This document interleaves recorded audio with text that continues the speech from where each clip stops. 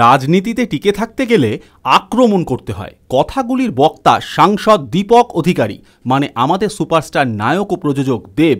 সাথে দেব এটাও যোগ করেন যে সবাই দেব নন, অর্থাৎ দেব কখনো কারোকে আক্রমণ করেন না। ঘাটালের বন্যার পর সেখানে দুর্গত মানুষদের সাহায্য করতে দেব পৌঁছে গেছেন ত্রাণ নিয়ে। দেবের অভিযোগ, যারা আক্রমণ করছেন তারা কি এক প্যাকেট চিড়েও পৌঁছে দিয়েছেন মানুষের কাছে। দেব বলেন তিনি একজন সাংসদ, তার অধীনে 7টা বিধানসভা অঞ্চল রয়েছে, কিন্তু যিনি সেই ঘাটাল অঞ্চলেরই বিধায়ক তিনি কিন্তু মানুষকে সাহায্য করতে এগিয়ে আসেননি, অথচ আক্রমণ করতে এগিয়ে এসেছেন সাংসদ দেবকে। এই দিন দেব বলেন যখন থেকে তিনি রাজনীতিতে এসেছেন তখন থেকে এই আক্রমণের পোস্টার তাকে সহ্য করতে হয়। এটাকে তিনি খুব স্পোর্টিংলি নেন। ঘাটাল মাস্টার প্ল্যান সফল করতে গেলে সকলকে একসাথে হাত মিলিয়ে কাজ করতে হবে। এদিন এটাও জানাতে ভোলেননি দেব। সত্যিই রঘু ডাকাতের প্রি প্রোডাকশন এবং ধূমকেতুর রিলিজ নিয়ে দেবের এখন দম ফেলার সময় নেই।